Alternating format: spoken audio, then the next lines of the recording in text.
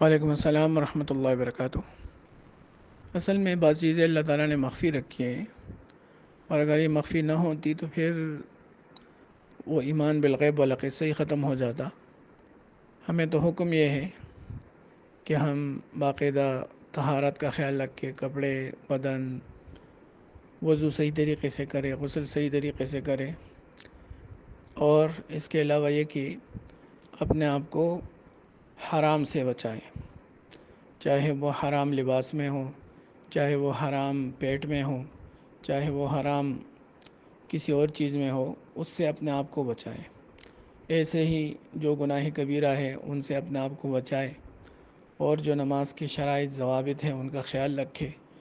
وقت کی پابندی کرے، باجماعت نماز پڑھنے کا اہتمام کرے، اور دھیان کے ساتھ اللہ کے خشوع اور خضوع کے ساتھ، حضور قلب کے ساتھ نماز پڑھنے کی کوشش کرے،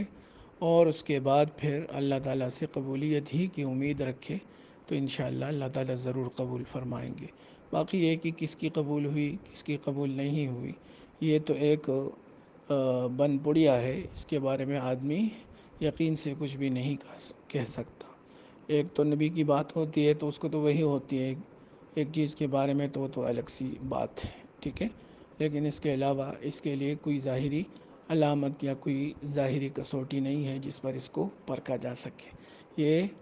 جو شرائط، ضوابط اور